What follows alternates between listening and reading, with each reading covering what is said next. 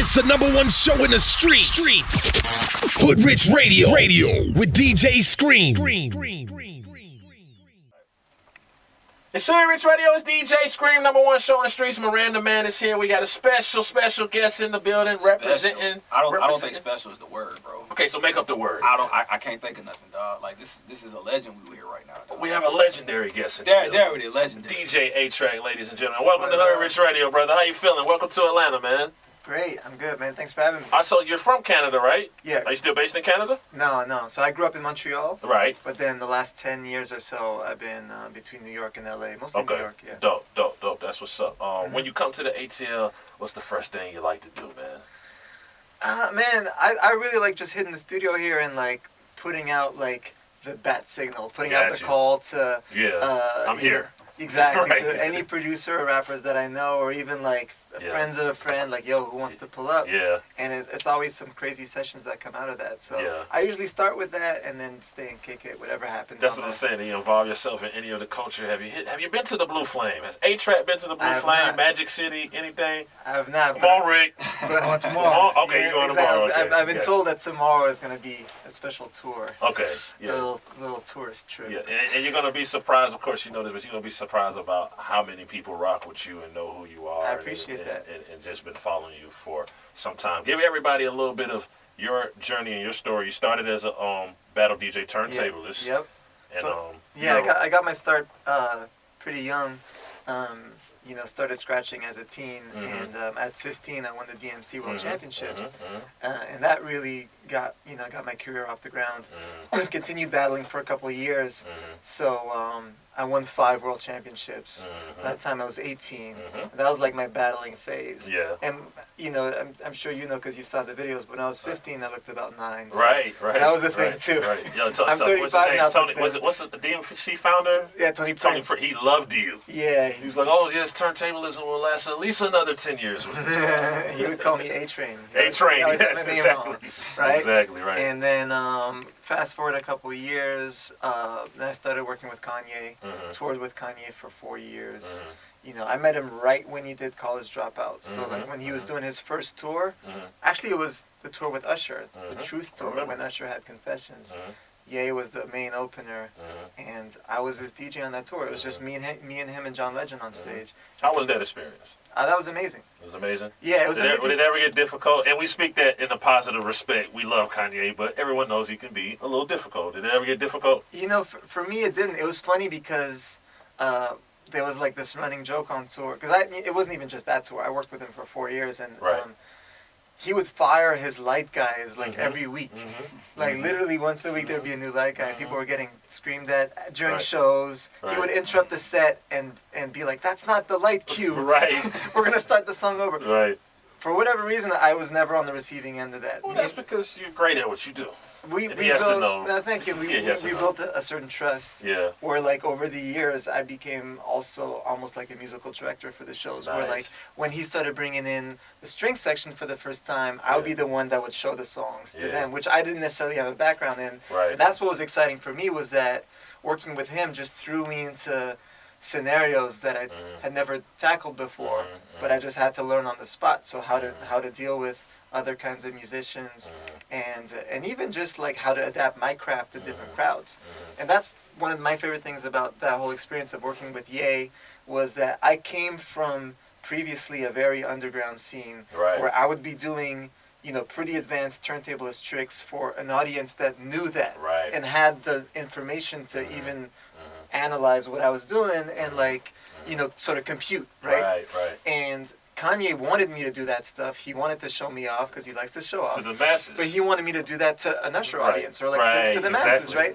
And in a sense, Ye's, his early stuff, when you think about, the soul samples in the College Dropout era, I think a lot of what he represented was that style of sampling. He took something that felt very authentic and pure, and he did it in a way that was so universal that the masses understood it.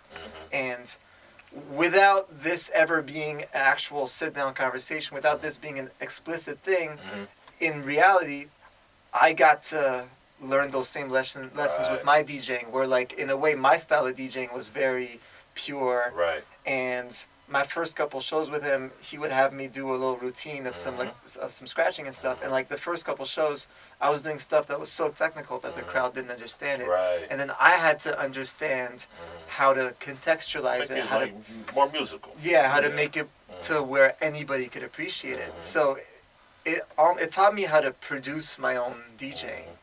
You know, and to make it understandable to anyone. So that was a really big lesson for me.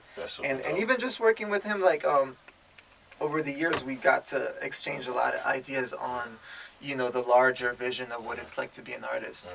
So again, it took me from a place where I used to be, you know, maybe a big fish in a small pond where it was more underground, to then working with Ye and thinking about, if I'm making a song, then I'm thinking about, well, what's the video going to look like? What's the artwork going to look like? What's the branding going to be? How do we roll it out? Blah, blah, blah. And that really teed me up to the next phase of my career, which was then starting Fool's Gold. You know, and also getting more involved with the bigger picture of like the DJ as this sort of entrepreneur slash, you know, multi-disciplinary kind of thing. Because then if you look at the next couple of years, I got into whether it be like producing music, but also, you know, doing collaborations with clothing lines and blogging, whatever, and then having like even consistent artwork, marketing, branding, all that kind of stuff. So it made me look at the big picture. Right. And then I was able to apply that to my own mission, which is Fool's Gold. And Who all is a part of the Fool's Gold roster officially? I mean, it's over the years that there's been a lot. Right. You know what I mean? In the earlier years, it was, you know, we signed Kid Cudi in the beginning. Like Day and Night was on Fool's Gold. You know, in the earlier years, it was Kid Sister, Flostradamus, a couple DJs like Treasure Fingers, Congo Rock. Did you have something to do with Cool the Kids. ASAP? Well, so the ASAP guys were never signed to Fool's Gold, but Right. Fool's Gold Day Off as an event series, as a festival, we were really a platform for a lot of artists that got their first big looks. Dope. So the Dope. ASAP guys would be at Fool's Gold Day Off every year. That's how it came. And Came about. that was, you know, those were some of the first like bigger stages that they rocked. They would just come out. Like one year we brought out Juicy J. The year that Juicy J started doing his own mixtapes. Remember when we did the tapes with Lex Luthor? Right? And everybody knew Juicy J for years as Juicy J of 3-6 Mafia, but it was the first time he was doing his solo thing. And we brought him to New York for his first New York look as just Juicy J. Right? And that was the first year that A$AP came out on stage 2. And since then, you know, Rocky and them would just come every year. Ferg's the homie, all those guys. Nasta's like my brother. But to, you know, on the Fool's Gold side, if you look at, you know, over the years, you know, obviously my projects and Duck Sauce, but also Danny Brown. I said Flostradamus already. Leaf. Bosco is an artist from Atlanta, actually. Shout out to Bosco. Yeah, a whole bunch of more artists. So doing live events, man, the beautiful thing about these events, man, it's a lot of love, it's a lot of unity, the energy is great. When you see on TV what happened in Vegas, I know it just dampens your spirit. Does it make you a little apprehensive about how to move forward with your live performances? I wouldn't say apprehensive. I just heard yesterday that apparently the killer, the guy who, first it was supposed to be Lollapalooza. He was planning on going to Lollapalooza where I performed. Yeah. And so, you know, that's obviously a scary thought. And it's just, my heart goes out to Vegas. I've been there pretty much every month. As a DJ, you go a lot. No, because I've had residency contracts there since 2011. Nice. So pretty much every month for the last 6 years, I'm out there. Yeah. So. So what were you telling your performer? What were you telling it doesn't stop me from wanting to perform, because on the contrary, I think what's important in these times is to make sure that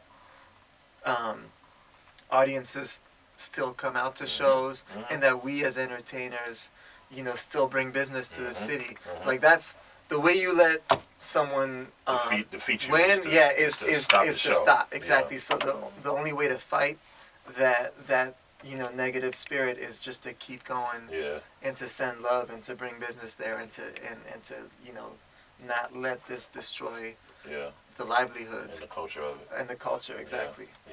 A-Trak, what's your other hobbies? Is it video games? Is it shoes? Is it? Not even. I don't know, man. Do you cook, man? I should. No, you I should. don't. You yeah, I should. I don't. I make breakfast. That's you make, man. That's a cereal. Yeah. That's as far as it goes. Gourmet cereal. Man, honestly, like, the music stuff really takes up my whole life. Yeah. Between you know the DJing, you know, obviously researching the music, practicing, working on production of my own songs, remixes, the label, researching artists for the label, making sure everything runs tight with that.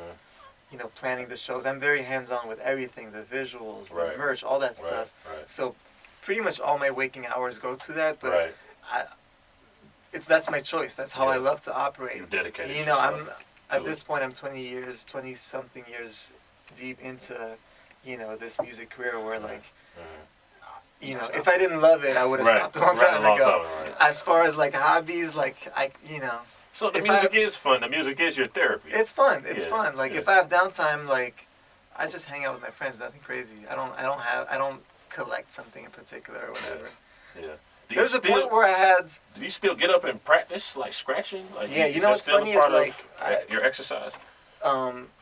The funny thing is, like, in the last year and a half, I sort of got back to practicing way more than I did for a while. Because I think there's periods of years where, like, the shows were my practice. Because I'd be on the road so much when you're, you know how it is, when you gig many nights a week, you try new stuff in your sets. And if it works, you keep it. Exactly. So that was my practice for a while, especially during years where I think I was, like, learning how to produce more. So I put a lot of energy into that because there's a point where that was new to me. And in the last year and a half, I got back to practicing a lot. And even in some ways, there's like new equipment, new mixers that came out that inspired me, that sort of like opened up a Pandora's box of new ideas in my brain where I started coming up with new types of. Are you endorsed by any mixer company exclusively? Not Can you officially. do DJ Scream a favor? What's that? Can you bring the Vestax 05 back? Can you bring it back, man? Can y'all do a Vestax collabo? went under. I know. Yeah. Can you bring it back? You can do it. All right, Can you bring it back, man? Let me call Japan. But yeah, I got back to practicing, and I've had like new ideas, and that's been fun. And I feel like in a way, I went from like. When I was a kid, I learned how to scratch, obviously, and do like battle style routines. And then there was a transition into like party rocking and mixing for, you know, bigger audiences, where I kind of had to adapt those styles of routines to like a mix set because you don't want to lose the crowd. Then I feel like I learned how to produce for a while, and now the last while it feels like I applied my production chops to the turntablism. So that's made your live show. That's what I was gonna say. A lot of people like I who feel are like fans, I produce my DJing now. fans of turntablism. When Qbert came here, it was kind of like he puts on the most amazing show ever, right? Yeah.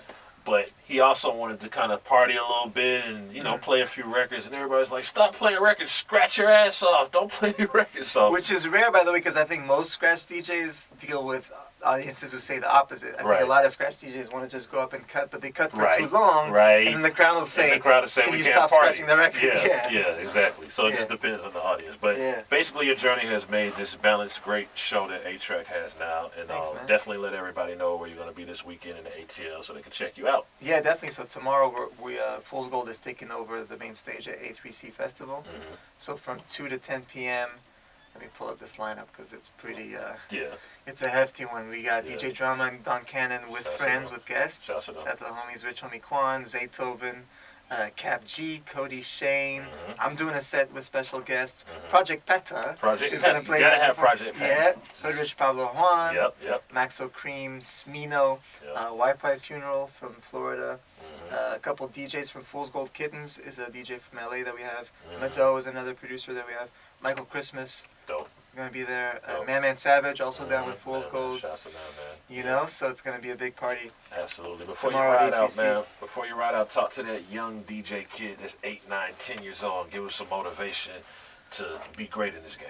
Man, to the up-and-comers, I think, you know, what's important now, on one hand, you can't get around practicing. You know, people sometimes ask me, like, how did you master this scratch or that scratch? I'm like, I would come home every day from school. Practice and really makes practice, perfect. for hours every single day. But on top of that, you know, nowadays there's so many DJs out there, right? Like, it's kind of a saturation. Anybody says that they're a DJ. And I think what's important for up-and-coming DJs is to be aware of what they represent musically or genre-wise, kind of what their identity is, because that's what, if you're a new DJ, you got to know what you offer to the world because you got to give people a reason to go to you over someone else. And once you get that sense of what your style is, you can like enhance that, right? So, and market that and put that to the world, whether it be like putting mixes out where you clearly mark what you know what genre it is or what the style is, whether or not you want to work on production. I just think it's important to understand your identity and to build on that identity, because you got to give people a reason to go to you. You know? Yes, words well spoken, man. Introduce your record right now to the people, I believe, right here on Hood Rich Radio A-Trak. We appreciate you pulling up on us. Yeah, so we're gonna hear. It's Hood Rich Radio. You better not change the station. Yep, 92.3, 96.7 to be the Hood Rich Radio. Don't change that station.